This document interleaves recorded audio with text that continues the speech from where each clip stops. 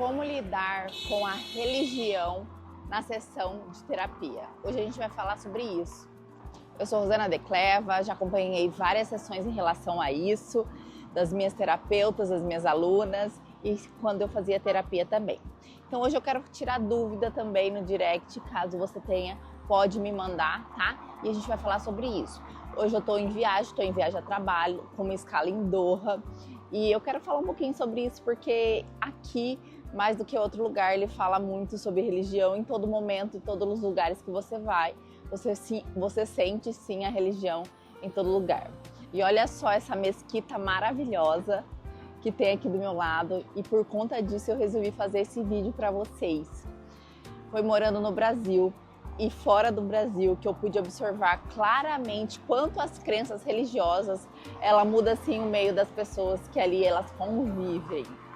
Em 2019, quando eu morei na Malásia, eu pude ver uma mistura, sim, de muitas culturas, né, multireligiões, onde diversas crenças religiosas, elas de certa forma coexistem, porque a religião predominante na Malásia é o Islã. E lá também nós temos os indianos, olha só, né, que mistura. E o Islã é a religião oficial do país e possui uma influência significativa na vida cotidiana e na política do país. Além do Islã, outras religiões, né, são praticadas lá na Malásia, como o budismo, o hinduísmo, o cristianismo e outras mais. Essas religiões, elas são seguidas por diferentes grupos étnicos, como malaios, chineses, indianos, europeus, e que ali vivem, né?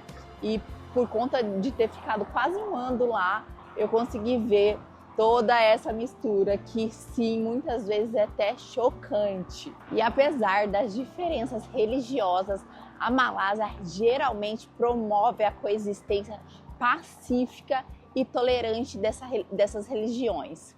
É comum encontrar lugares de culto de diferentes religiões e engraçado também por conta disso, né? Essa mistura, essa celebração religiosa de diferentes comunidades e todo mundo se respeita, é muito interessante tudo isso, né? E ela é reconhecida pelo governo.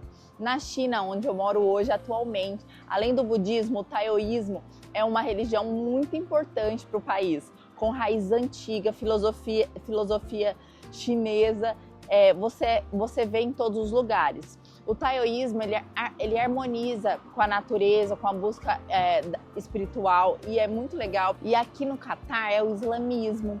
As mesquitas são locais extremamente importantes de adoração à comunidade, né, desempenham um papel central da vida da religião das pessoas aqui. E além disso, o mês sagrado, o Ramadã, é observado com fervor. Olha só que engraçado. Hoje a gente foi visitar um shopping bem famoso aqui e era 11 horas da manhã e estava todo fechado porque eles param para fazer a oração deles de 1h30. Então até 12h30 tudo fecha porque é o horário sagrado deles. Falando no Ramadã, né, nós podemos observar os muçulmanos jejuam ao nascer do sol e realizam orações extremamente especiais. No Brasil, nós sabemos que a religião predominante é o cristianismo, né?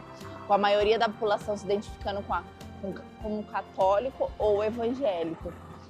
Bom, isso é uma curiosidade muito importante porque aqui, né, como no Brasil, nós podemos observar roupas, o jeito de conversar, sobre o que as pessoas falam.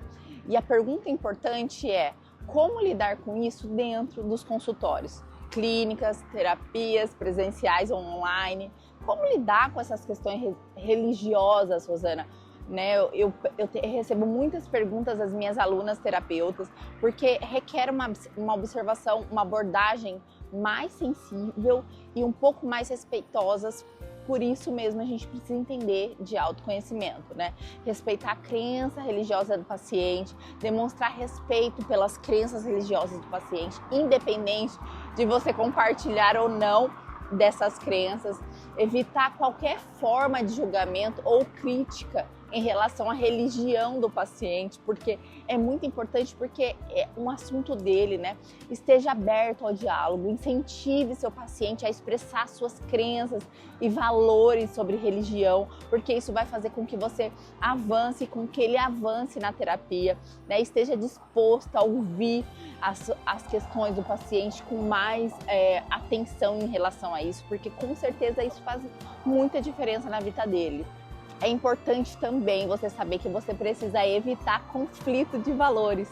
Bom, se surgir um conflito entre crença religiosa do paciente e princípios éticos da psicologia ou da sua terapia, tente encontrar um equilíbrio entre respeito da religião do seu paciente e garantir a qualidade do tratamento psicológico.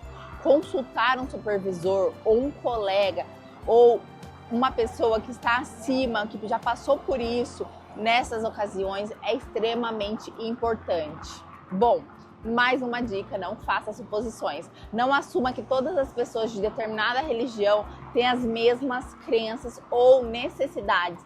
Cada paciente é único, a gente sabe disso. Eu costumo falar que cada paciente tem seu próprio universo, né? E aí as interpretações também são únicas. E a observação mais importante desse vídeo é: conheça as suas próprias limitações.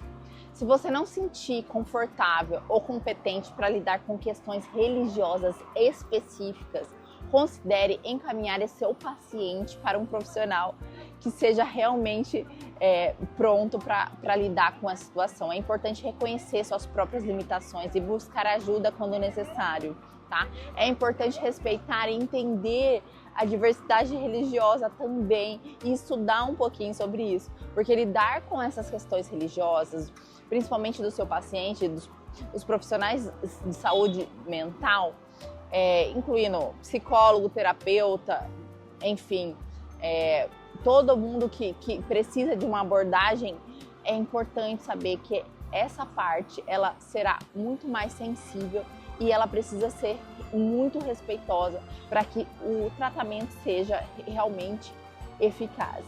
Bom, se você não me segue, entra aí, aperta o botãozinho e toda semana a gente vai estar aqui falando de algum assunto para você.